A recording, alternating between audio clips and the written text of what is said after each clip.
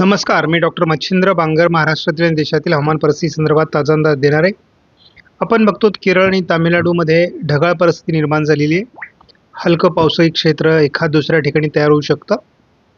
शिवाय एक WD आता पूर्व भारताकडे सरकून गेला आहे आणि एक नवीन WD उद्या 17 तारखेला उत्तर भारतामध्ये सक्रिय होण्याची शक्यता आहे.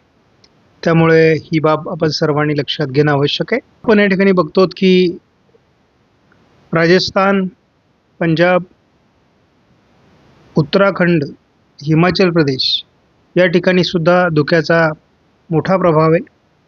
पूर्वेकडील सर्व राज्यांमध्ये धुक्याचा मोठा प्रभाव निर्माण झाला आहे. त्याचबरोबर आपण बघतो की उत्तर प्रदेश आणि मध्य प्रदेशमध्ये धुक्याबरोबरच थंडीचाही प्रभाव दाखवण्यात आला आहे. महाराष्ट्रामध्ये जरी थंडी दाखवली गेली नसली तरी देखील उत्तर कर्नाटक आणि तेलंगणाबरोबरच आणि मध्य प्रदेशमध्ये असलेल्या थंडीच्या मध्ये महाराष्ट्र येतो आहे आणि त्यामुळे या ठिकाणी सुद्धा थंडीचा प्रभाव राहणार आहे. हा अंदाज 17 तारखेला देखील असणार आहे.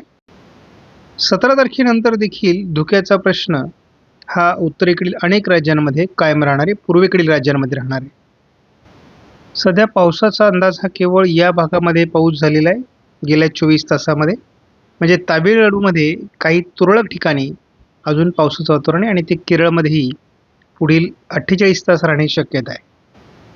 भारतीय हवामान खात्याकडून दिल्या जाणाऱ्या थंडीविषयीच्या अलर्टमध्ये महाराष्ट्र जरी नसला तरी विदर्भ मराठवाड्यामध्ये बऱ्यापैकी थंडी अजूनही कायम आहे.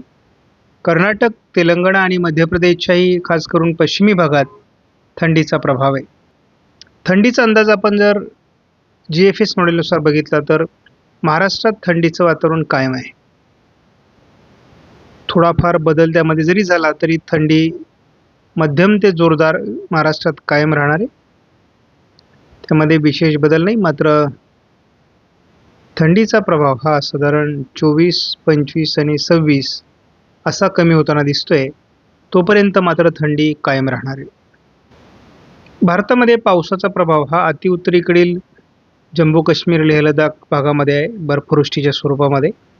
तर तामिळनाडू, केरळमध्ये देखील पुढील काही दिवस हलक्या स्वरूपाचा, काही ठिकाणी मध्यम स्वरूपाचा पाऊस हा दक्षिण भारतामध्ये होऊ शकतो.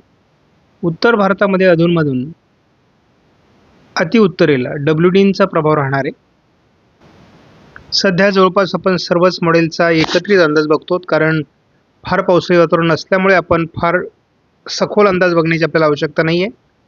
मात्र डिसेंबरच्या नंतर म्हणजे आता आपण 31 डिसेंबरपर्यंत जाऊन पोहोचलो अंदाजामध्ये, तर उत्तर भारतामध्ये WD वाढतील. त्यानंतर राजस्थान, मध्य भारताकडे हळूहळू WD अखेर डिसेंबर नंतर म्हणजे जानेवारीमध्ये सरकू शकतात असा एक अंदाज तयार होतोय. केरळ, तामिळनाडूमध्ये हलके ते मध्यम स्वरूपाचा पाऊस, त्याचबरोबर श्रीलंका आणि अंदमान निकोबार बेटांवर पाऊस होईल. परंतु महाराष्ट्रासहित इतर ठिकाणी उरलेल्या डिसेंबरमध्ये तरी पावसाची शक्यता नाही. मात्र थंडीचा प्रभाव महाराष्ट्रात कायम राहील. आपण पुढील 5 दिवसाचा जर एकत्रित अंदाज या मॉडेलचा बघितला तर आपल्याला दिसतंय की एकापाठी एक प्रभावी अशा प्रकारचे WD उत्तर भारतामध्ये सरकण्यासाठी एक अनुकूल वातावरण आहे आणि उद्या देखील एक WD उत्तर भारतात सक्रिय होतोय.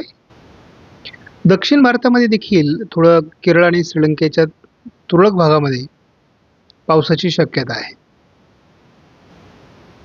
आपण 5 दिवसाचा पुढे धावता अंदाज प्रत्येक व्हिडिओमध्ये जाणीवपूर्वक बघत असतो.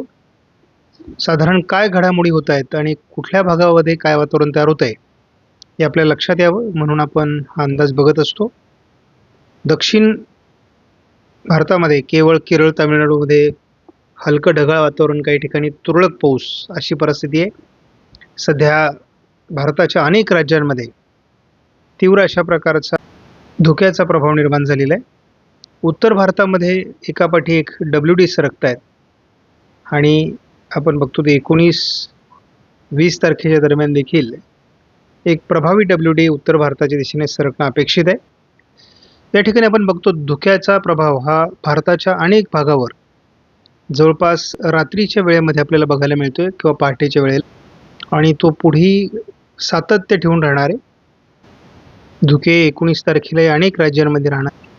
20 तारखेला देखील अनेक राज्यांमध्ये धुक्याचा प्रभाव राहील. आपण थोडक्यात जर बघितलं तर महाराष्ट्रामध्ये थंडीची लाट कायम आहे. या ठिकाणी आपण नांदेडला 18 तारखेला पहाटे 4 वाजता आपल्याला 9° तापमान दाखवण्यात आलेलं आहे. 8° गडचिरोलीला दाखवण्यात आलेलं आहे. नागपूरला 10° दाखवण्यात आलेलं आहे. अकोल्याला 10° दाखवण्यात आलेलं आहे. याचा अर्थच असा होतो की थंडीची लाट अजून कायम आहे आणि थंडीची लाट इतक्या सहज ओसरणार नाही. त्यामुळे अधूनमधून थंडीचा प्रभाव कमी अधिक प्रमाणात आपल्याला महाराष्ट्रात जाणवत राहणार आहे. जवळपास 24 तारखेपर्यंत कडाक्याची थंडी महाराष्ट्रात राहणं अपेक्षित आहे. आपणास व्हिडिओमधील माहिती महत्त्वपूर्ण वाटल्यास लाईक करा, शेअर करा, चॅनलला सबस्क्राईब करा. धन्यवाद.